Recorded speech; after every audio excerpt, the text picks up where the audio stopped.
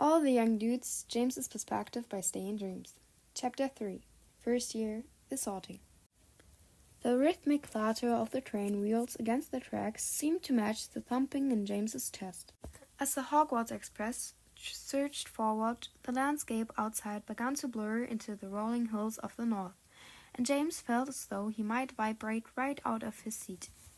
He looked around at the trees, boys sharing the compartment, his mind racing ahead to the great hall. "So, where do you lads think you'll end up?" James asked, his voice thick with the sort of effortless anticipation only an 11-year-old Pottery could manage. The other boys were already pulling their black schoolrobes out their trunks, the reality of the situation sinking in. To James, there was only one correct answer to his own question. He'd spent his entire childhood listening to Fleeman's stories of the common room tower and the bravery required to wear the scarlet and gold. "I'm hoping for Gryffindor." "Gryffindor?" Sirius asked. He scrunched up his nose, looking as if he'd just walked into a cloud of doxycyde. "Really?" James, blinded in his own optimism, didn't catch the edge of scorn in Sirius's voice. He just assumed everyone wanted to be a hero. He flashed a lopsided grin, the kind of look that usually got him out of trouble with his mom. "Yeah, my dad was a Gryffindor. I think it's the coolest, don't you?" Despite his outward bravado, a nagging thought flickered in the back of James's mind. He knew the name Black. He knew they were ancient, wealthy, and according to the quiet conversations he'd overheard between his parents, mental about blood purity. The Blacks weren't the sort of people the Potters invited round for Sunday roast. His dad had always described them with a very sort of sigh, mentioning their rather different view of the world, which James had interpreted to mean they were a bit dark and stuffy. James sized Sirius up, struck by how little they actually looked alike. Sirius was all sharp lines and aristocratic pose. He looked like he'd been carved out of marble by some wizarding sculptor. His dark curls were perfectly in place, looking effortlessly stylish, whereas James knew his own hair was a total catastrophe, a wild, dark brown thicket that refused to obey the laws of gravity, regardless of how much sleekies he tried to use. Sirius had those piercing, silver-blue eyes that felt like they were judging a soul, while James knew his own eyes were just, well, Jamesish. Round, brown, and usually searching for the nearest bit of mischief. Yet, there was something about Sirius that James couldn't help but like. It was a look in his eye, a flicker of something restless and bored, a spark of that same rebellious energy that made James want to jump off the roof with an umbrella just to see if he could fly. He felt an instant pull toward the boy, a sense that if they weren't careful, they'd either become best friends or burn the school down together. Before Sirius could puncture his Gryffindor dreams any further, Peter chimed in, his voice high-pitched and vibrating with a desperate sort of eagerness. "I do. I want to be in Gryffindor too, James." James beamed at him. This was why he liked Peter. He was a bit like a loyal puppy, a bit fidgety and mousy maybe, but he clearly knew a good idea when he heard one. The moment of Gryffindor solidarity was interrupted by a hesitant voice from the corner of the seat. Remus, who had been so quiet James had almost forgotten he was there, looked up with a confused expression. "What's a Gryffindor?" James shifted his weight on the plush seat, his attention fixating on Remus Lupin. The boy was a bit of a puzzle. He sat there with those watchful eyes soaking in the conversation like a sponge, while offering nothing back.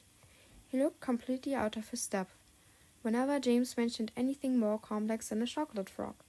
It struck James as odd. Even with a muggle mom, surely his dad had sat him down for the magic talk at some point. You'd think the basics of the wizarding world would be bedtime stories. Determined to play the part of the expert guide, James leaned forward, his hands animated as he launched into his definitive guide to the Hogwarts houses. So, Gryffindor is all about loyalty, bravery, and honor, he explained, puffing out his chest just a fraction. Internally, he felt a surge of certainty. He was practically a Gryffindor by birthright. He could already see himself in the red and gold, leading the charge. It wasn't arrogance, he told himself. It was just a fact. Hufflepuff is all about acceptance. They're really kind, I suppose, and they've got a lot of hidden talents. He tried to keep his voice upbeat, mostly for Peter's sake. He knew Peter's older sister was a Hufflepuff, and while James thought being kind sounded a bit like a consolation prize for the people who didn't want to get their hands dirty, he didn't want to be a prat about it. Ravenclaws are really clever. Their house is all about brains. He'd heard they spent most of their time in the library, which sounded like a right bore, but he supposed someone had to do the actual studying. Then his voice dropped to a conspiratorial whisper, his expression darkening. And Slytherin, well, they're supposed to be cunning and ambitious. Don't really understand how that's different from being smart, but they're ambitious too. He paused, looking at the others. Honestly, a lot of dark wizards have come from Slytherin. Almost all of them, actually. I'd steer clear if I were you, mate. He gave Remus a firm nod of warning, noticing the boy look slightly spooked. The comfortable atmosphere in the compartment evaporated when Sirius spoke up. "Reckon I'll be a Slytherin," Sirius said, his brow furrowing, as he'd just been told he had to eat a bowl of socks. James blinked, the wind taken out of his sails. "Aw, come on, surely not." Sirius shot him a look that made James feel about 2 inches tall. An aristocratic arch of his eyebrow. "My whole family's in Slytherin. Big tradition. Hasn't been a black in another house for about 500 years. James felt a heat climb up his neck. Blimey, Potter, he thought. Talk about putting your foot in it. He'd basically just called Sirius's entire family tree a bunch of budding Dark Lords within 10 minutes of meeting him. "Oh, sorry, mate," he stammered, scrubbing at the back of his messy head. He desperately searched for a way to fix the mess he'd made. "I didn't realize. Well, cheers. I'm sure there's plenty of cool Slytherins. My family just a bit partial to Gryffindor, that's all." He plastered on a smile, though he was sure it looked forced. To his massive relief, Sirius didn't take offense. Instead, a wicked smile broke across his face. "Nah, don't worry about it. My family's the worst," he said, letting out a short laugh. James found himself chuckling along, the tension breaking, even if he still felt a bit of numpy. He liked this black fellow. Most kids with that kind of last name would have hugged him for the insult, but Sirius seemed to think his own family was as rubbish as James did. "I'm sure I get stuck in Hufflepuff," Peter moaned, collapsing back onto the cushions like he was facing a life sentence. "Now, come on, Pete. Don't be like that. Hufflepuff's cool too. All the houses are great." James's voice trailed off. He knew he sounded about as convincing as a chocolate wand in a campfire. He snuck a look at Remus to see if any of his expert lecture had landed, but the boy was back to staring out the window. The reflection of the passing Highlands trees flickered in his eyes, and James wondered what on earth was going on in that quiet head of his. James stepped into the great hall and felt like he'd finally walked into the set of his own life. His eyes were everywhere at once, darting from the floating candles to the enchanted ceiling that looked like the night sky outside. Absolutely mental, that. But more than the magic, he was obsessed with his students. Thousands of them, all in uniform, the only distinction being the splash of color in their ties. James tugged at his own boring black one, a grin tugging at his lips. He could almost feel it turning scarlet. Gryffindor was more than a house, it was a destiny. He snuck a glance at the boys from the train. Peter was his oldest mate, of course, and he'd always assumed they'd stick together, but things had shifted over the last few hours. Sirius had this chaotic energy that James couldn't stop thinking about. He was fascinating, like a firework waiting to go off. Then there was Remus. He was so quiet, so tucked away into himself, that it made James feel a protective twitch in his chest. He wanted Remus to love this place as much as he did. He'd already started a mental tally. The four of them, all in red, becoming the best of friends. It just felt right.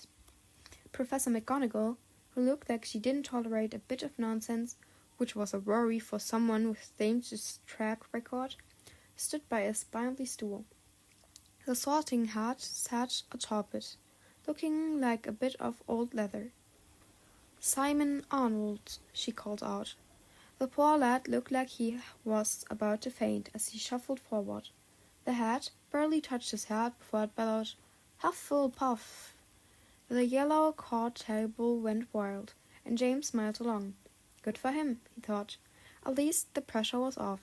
But then the atmosphere in the room tightened. "Sirius Black!" James watched his new friend walk up. Sirius looked a bit pale, his usual swagger replaced by a wooden grate. James felt a surge of loyalty. He didn't care about the Black family's dodgy reputation. "You got this, mate," James mouthed, giving him 2 exaggerated thumbs up. He noticed the Slytherin table was already making a scene. A bunch of older students were cheering. Looking proper nasty. 2 girls with the same elegant features as Sirius. His cousins, James guessed, were smirking like they already owned him. The tension was thick enough to choke on. James held his breath, his heart hammering a rhythm against his ribs. "Please let it be Gryffindor," he pleaded. "Don't send him to those snakes." "Gryffindor!" the hat roared. The hall went dead. It was as if someone had cast a silencer over the entire room. A Black in Gryffindor? It was unheard of. Then the silence shattered as the red and gold table erupted into a fiending cheer. McGonagall lifted the hat, offering Sirius a rare glimmer of a smile. But Sirius wasn't cheering. He looked horrified. His face drained of all colors as he glanced toward the Slytherin table. The 2 girls weren't smirking anymore. They were glaring daggers, their expressions full of cold venom. As Sirius trudged toward the Gryffindor table, he didn't look like a hero. He looked like he'd just been handed a death sentence. James's grin flattered for a second. He was thrilled, but seeing Sirius look so broken made him want to go over there and punch someone. "Don't worry, Black," he thought. "We'll look after you." The sorting ceremony marched on, and James found himself on the edge of his seat, his heart performing a frantic drum roll against his ribs as he waited for one of the boys from the train to be called up. "Lily Evans," McGonagall announced. James straightened up, his eyes widening as the red-headed girl he'd seen in the corridor stepped toward the stool. The moment his gaze landed on her, his heart did an acrobatic flip that he couldn't quite explain. It was a tugging sensation in the pit of his stomach, a mix of curiosity and an inexplicable urge to impress her. When the hat bellowed, "Gryffindor!" James couldn't stop himself from grinning like a loon. He watched her head over to the table, taking a seat right next to a still catatonic Sirius. "Brilliant," James thought. "She's got spirit." Then came Remus's turn. James crossed his fingers behind his back, feeling a sudden wave of protectiveness for the slightly bedraggled boy. He looked so fragile up there, like a stiff breeze might knock him off the stool. "Gryffindor!" the hat shouted. James let out a breath he didn't know he was holding. Remus looked like he'd just been handed a reprieve from the gallows as he scurried over to join Sirius and Lily. The pack was forming, and James felt a surge of Potter-brand triumph. Finally, after what felt like several years of waiting, the professor called out, "Peter Pettigrew." Peter looked like he was heading toward his own execution. James reached out, giving his oldest mate a grounding pat on the back as he stumbled forward. "Don't worry, you'll be fine." James whispered, trying to lend the lad some of his own surplus confidence. The wait for Peter was astonishing. The hat sat low over Peter's watery eyes for a lifetime, and James found himself scowling at the frayed leather. Was the hat broken? What was taking so long? Peter was shaking so hard, James feared he might fall apart right there on the dais. But at last the hat came to its senses and declared him a Gryffindor. Peter didn't just walk, he practically sprinted for the table, looking like he just dodged a bludger. James Potter. James didn't just walk to the stool. He practically bounced, his robes fluttering behind him. He felt as though he were vibrating at a different frequency than the rest of the room. This was it. The moment he'd been told about since he was old enough to hold a toy broom. As he sat down, he adjusted his glasses and flashed Professor McGonagall his most charming grin, half expecting her to be impressed. The hat had barely brushed the stray hairs on the top of his head when it made its decision. Gryffindor! James blinked, looking up at McGonagall in genuine confusion. He hadn't even had time to settle his bum on the seat. Had she even put the thing on him properly? To his surprise, the stern witch gave him a measured nod, and he could have sworn there was a subtle flicker of friendliness in her sharp eyes. "You're good to go, Mr. Potter," she said in a steady voice. James beamed, practically vaulting off the stool. He made his way to the scarlet and gold table with a confident swagger in his step, feeling like he already owned the place. He slid into the bench next to Sirius, his energy radiating off him in waves. "How great is that?" he chirped, slapping the table in delight. "We all made it!" Sirius didn't share the sentiment. He let out a miserable groan and buried his face in his crossed arms, looking like he wanted to disappear into the floorboards. "Speak for yourself," he muttered into his sleeves, his voice thick with dread. "My father is going to kill me." James felt a twinge of guilt, remembering the terrifying glare of those Slytherin girls. But his natural optimism quickly won out. Nonsense, he thought. He's a Gryffindor now. We'll show those blacks what a real wizard looks like. Peter, meanwhile, looked as though he'd just been told he was being sent to the moon without a broomstick. "I can't believe it!" He was practically vibrating with nervous energy, wringing his hands together so hard James thought he might actually rub his skin off. Every few seconds, Pete would dart an anxious glance around the great hall, looking for all the world like he'd expected a professor to come dragging him back to the stool to demand a do-over. James rolled his eyes, feeling a bit of that classic Potter impatience. Honestly, Pete could be a right drama queen when he wanted to be. "Oh, come on, Pete. The hat's never wrong," James said, leaning back with the absolute certainty of a boy who believed the universe was currently unfolding exactly as it should. To James's immense surprise, Professor McGonagall didn't head back to the high table. Instead, she appeared right beside them, a shadow falling across the bench. She placed a thin, bony hand on Remus's shoulder, a gesture that looked surprisingly gentle for someone who looked like she'd sooner give you a month's detention than a hug. "Mr. Lupin," she said quietly. She wasn't whispering, though. James and the others caught every word. "If you would come to my office after dinner, it's next to the Gryffindor common room. One of the prefects will show you." Remus gave a stiff nod, his face going even paler than usual. As she swept away, James felt a massive prickle of curiosity. He'd been at Hogwarts for approximately 12 minutes, and someone was already being summoned to the deputy headmistress' office? That was a record, surely. "What was that about?" James asked, leaning in. He couldn't help himself. He had to know. "McGonagall wants to see you already?" Even Sirius, who had been busy staring into the distance and contemplating his own certain demise at the hands of his father, looked up with interest.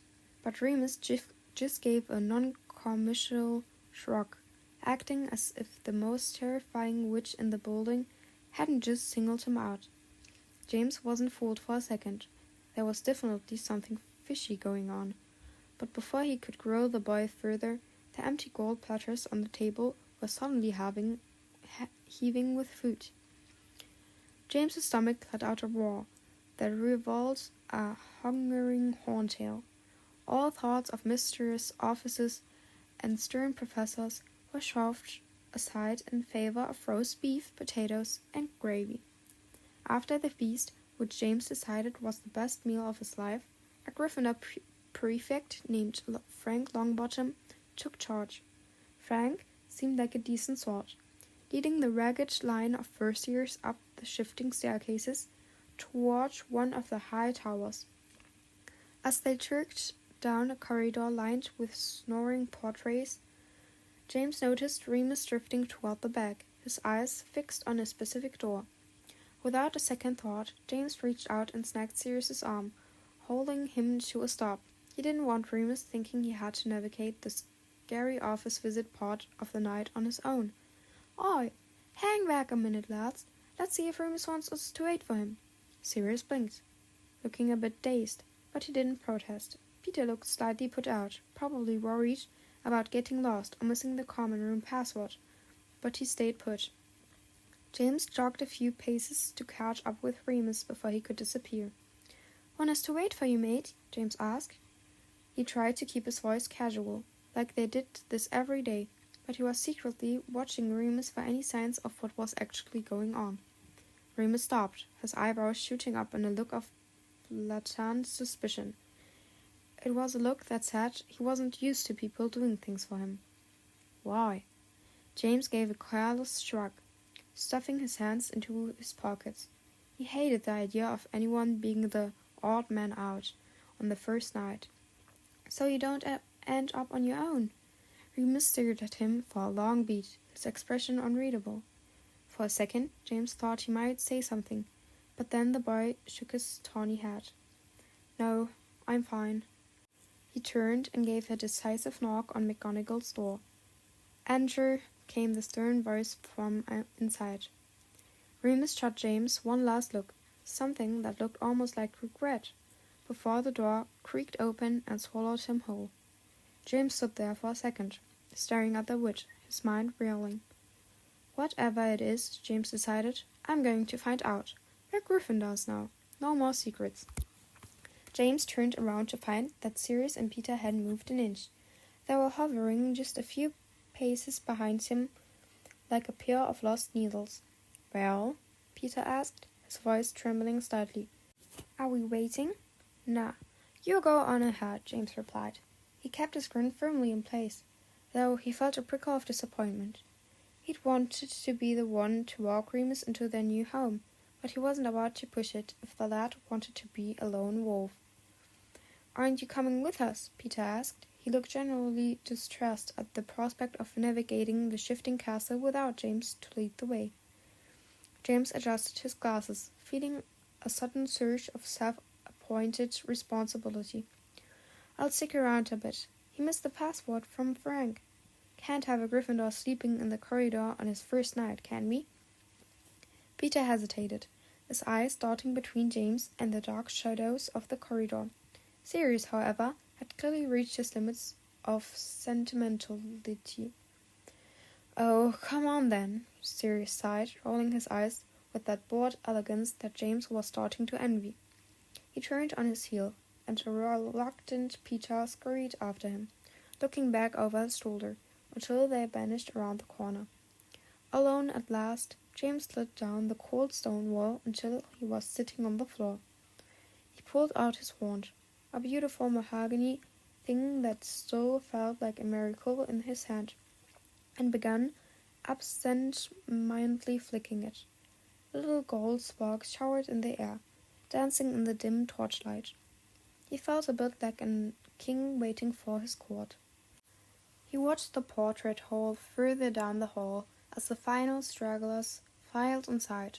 Then his heart did that annoying little skip again. Lily Evans was walking with two other girls, her dark red hair glowing like embers. She was laughing at something one of them said, a bright sound that made James sit up a bit straighter. She caught his eye, sitting there on the floor like a total lumpy, and James felt his face go as red as her hair. She rolled her eyes, obviously unimpressed, but for a fraction of a second James was dead certain he saw the corners of her mouth twitch upward. Then she was through the portrait, and the corridor felt suddenly much emptier. The oak door of the office finally creaked open. James scrambled to his feet, dusting off his robes as James emerged, looking a bit frayed around the edges. "Told you I'd be okay," Remus said. He looked more than a bit annoyed to see James still standing there, his brow furrowing in confusion. James just offered him an underchured smile. "Yeah, but you missed Longbottom giving us the password. Didn't want you stuck out here all night. Come on." James led the way down the corridor, feeling a swell of pride. He was a Gryffindor, and he knew the secrets of the castle, or one of them at least. They reached the painting of the plump woman in the pink silk dress. "Widdershins," James announced. The portrait swung wide, and James stepped through, Remus at his heels. The common room was exactly as James had pictured it from his dad's stories, only 1,000 times better. It was a riot of scarlet and gold, bathed in the warm, flickering light of a massive fireplace. The armchairs looked deep enough to swallow a first-year whole, and the thick maroon rug felt plush beneath his boots. It smelled of wood smoke, and old books, and something that felt like home. James felt a rush of unadulterated excitement. He was going to live here. He was going to make history here. "We're up here," James said, spotting the spiral staircase. He led Remus up the winding stone steps to a door marked with their year. The dormitory was just perfect. 4 enormous 4-poster beds, dropped in Chrisman velvet, a smaller fireplace already crackling, and sturdy shelves waiting to be filled with pranks and books. Peter was already there, his trunk wide open and his belongings exploding across the floor in a right mess. James shook his head with a grin. "I can't find my wand," Peter wailed, the sound of his voice rising to a high-pitched pitch as he tore through his trunk. "Mom made me pack it so I wouldn't lose it on the train, but it's not here." James couldn't help but grin, leaning against his bedpost as he watched the utter chaos of Peter's unpacking process. Pete was already in a right state, and they hadn't even been in the room for 5 minutes. Luckily, James was already 2 steps ahead of him. "Pete, your mom asked me to look after it, remember?" James chuckled to himself, feeling a swell of older brother pride as he bounced over to his own trunk. He'd always been a bit of a stickler for organization, at least when it came to his kit. So he knew exactly where the extra bit of wood was tucked away. He'd been the reliable one in their friendship since they were in nappies, and he wasn't about to let Pete go wandless on day 1. Finding the wand in seconds, James tossed it across the gap between the beds with the effortless aim of a natural chaser. He grinned as Peter's eyes went wide with unadulterated relief, the mousy boy catching it with fumbling fingers. James reached out and gave Peter's blonde hair an affectionate ruffle. It was second nature to him. Looking after Peter was just what he did, and honestly, he quite liked being the bloke people could count on. However, as he turned away, his upbeat mood took a bit of a hit. Sirius was sitting on the edge of his bed, looking like he'd been hit by a nasty confundus charm. His trunk sat at his feet, untouched. James felt a pull in his chest. He couldn't stand seeing the most interesting bloke he'd ever met looking so miserable. "Cheer up, mate," James said, plonking himself down on the mattress beside Sirius. He tried to keep his voice light, wanting to poke through the gloom. "You didn't want to be in Slytherin anyway, did you?" 500 years, Sirius muttered, his voice thick with bitterness that seemed far too heavy for an 11-year-old. "Every black at Hogwarts has been sorted into Slytherin for 500 years. James raised his eyebrows, stunned by the sheer weight of that legacy. 5 centuries of being stuck in the same damn dungeon? It sounded like a nightmare. Well, it's about time someone tried to be different, eh? James delivered an encouraging slap to Sirius's back, hoping the physical contact would snap him out of his funk. In James's world, traditions were things you tried to break for a bit of a laugh. He couldn't wrap his head around why Sirius looked like his life was over. To his immense satisfaction, the strategy worked. Sirius's frown softened, and he started moving. James watched him begin to unpack, pulling out an impressive mountain of books from the depths of his trunk. Feeling a job well done, James turned back to his own side of the room. He grabbed his favorite Quidditch poster and pinned it up with a flourish right above his headboard. He stepped back, hands on his hips, admiring the way the players zoomed across the parchment. He found himself properly hoping, that Sirius would realize that Gryffindor was the best thing that could have happened to him. They had only known each other for a few hours, but James was already certain that Sirius was far too cool and definitely far too confident to spend 7 years hanging about with those self-important Slytherins. Once his poster was straight, James glanced back over his shoulder. Sirius was now struggling to manage a massive stack of books that refused to fit on his bedside shelf. James blinked, amazed at the sheer volume of reading material. "You know," James said, offering a lopsided smile, "there's a library here." Sirius smirked, a bit of that aristocratic charm returning to his face. "I know, but these are mostly Muggle books. My Uncle Alfred left them to me, and Mom would set them on fire if I left them at home." James felt a jolt of surprise. Muggle books? In the Black House?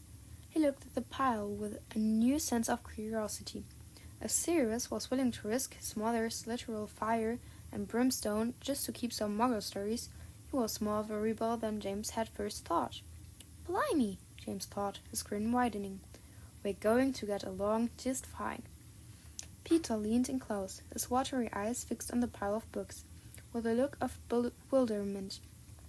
James, never one to let a mystery go unprobed, reached out and snatched one up, turning it over in his hands. It felt like the storybooks his mom used to read to him before bed. But there was an almost tragic flaw. The pictures didn't move. He stared at a static drawing for a few seconds, waiting for a dragon to blink or a night to wave, but nothing happened. It was all a bit dull, really. James wasn't exactly a scholar. He preferred being on a broom or causing a stir, and the idea of sitting still to look at unmoving ink seemed like a waste of a good afternoon. His attention was hijacked when Sirius produced a flat box with a black turntable on top. James knit his eyebrows together, adjusting his glasses. He had no idea what he was looking at. Sirius followed it up by pulling out several thin square sleeves that looked like book covers, but lacked any actual pages. Just as James opened his mouth as if it was some sort of weird black family torture device, Remus practically lunged forward, his face transformed by a look of pure awe. "Is that Abbey Road?" Remus asked, the guarded expression he'd worn all day vanishing in an instant. "Yeah," Sirius grinned, his blue eyes alight with pride, as he handed the sleeve over. James watched as Remus did something he hadn't done all evening. He wiped his hands on his robes as if he were handling a sacred relic from a High Inquisitor's vault. "You must be Muggle-born," Sirius said, sounding genuinely intrigued rather than judgmental. "Never met a wizard who knows the Beatles, except my cousin, Andromeda. She bought them for me." James blinked, completely lost. He knew what beetles were. Creepy, crawly things you found under garden rocks. But Sirius was talking about them like they were some sort of legendary wizarding dueling team. It was all very confusing. Remus gave a distracted nod, his eyes glued to the record. "I love the Beatles," he said, and for a second James caught a flash of real sadness in his voice. "One of the boys in my room at home got at least 10 singles, but he never lets me touch them." "Boys at home?" Sirius arched an eyebrow, leaning in. "You mean your brother?" James found himself inching closer too. He was fascinated by Remus.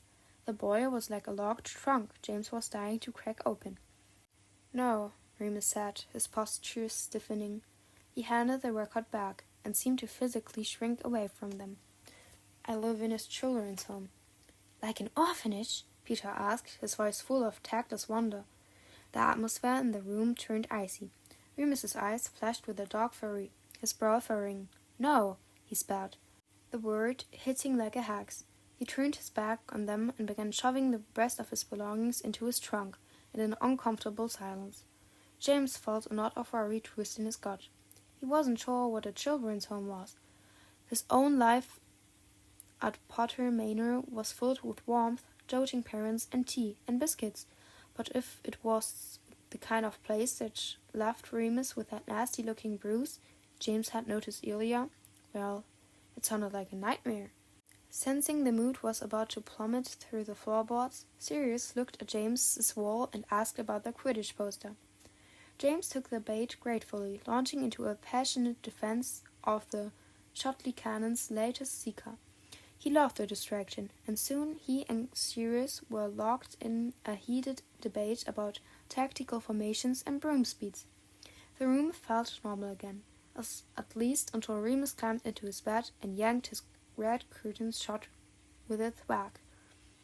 The silence that followed was awkward. Then Peter leaned over and whispered, loud enough for the whole tower to hear, "You'd think he'd try harder to make friends, especially if he's muggle-born." James felt a hot flush of secondary embarrassment crawl up his neck. He looked at Peter and felt a sharp urge to tell him to shut it. It wasn't just that Peter was being a condescending prat about Remus's blood status, which James found incredibly uncool. It was the way Sirius had gone rigid beside him. James desperately wanted this to work. He wanted Sirius to think he was cool. He wanted Remus to trust them. He wanted the four of them to be a team, and Peter was currently acting like a total numpy. "Are you sure the hat wasn't supposed to put you in Slytherin?" Sirius drawled, his voice sharp and dripping with a kind of cold sarcasm that made James's hair stand on end. Peter went quiet, looking as though he'd been slapped. James sat on the edge of his bed, looking between his oldest friend and his two new ones, realizing for the first time that being the reliable one was going to be a lot harder than he'd thought.